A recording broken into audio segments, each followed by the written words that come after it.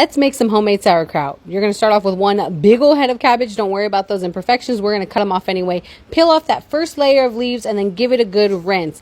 Now peel off the second layer of leaves, but put those aside because we are going to need those later on. Cut off any other imperfections and then begin cutting the rest. The size you choose to cut up the cabbage doesn't really matter. I like them about this size because I feel it makes for a better side dish versus a topping. But if you want to cut them up mega tiny or even a little bit larger than what I have here, that is totally fine. You do you, boo.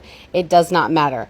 Next up is adding 2 tablespoons of salt. I'm using pink Himalayan salt, but I've also used table salt before and it works just fine. Massage it all in there. Normally, I am doing this in a big giant salad bowl or a huge pot, but I want you guys to see everything that's going on.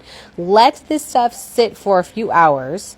This is 4 hours later, and those are those leaves that I'm talking about. Just set those aside because we still need to use them. And look at how much juice is already coming off of this cabbage. Okay, so get the jar that you're going to use for the fermentation process. I like using these half-gallon mason jars because I'm able to fit an entire giant head of cabbage into one jar. So then I just make one head of cabbage at a time. This works perfect. Stuff all that down and then add the rest of your juice. No juice left behind, guys. Add that all in. Here's where those cabbage leaves are going to come into play. You're going to use these to hold down all of the cut up cabbage. Now, I still don't have enough juice to cover all the leaves, so I'm going to add a little bit of more. If this is your first time making homemade sauerkraut, fill the jar until the leaves are covered with some filtered water. Since I've already made it, I'm going to use the juice from a prior batch just to give it a head start. You can use weights as well, but I'm pretty confident that the cabbage leaves are going to hold everything down since it's not filled really high.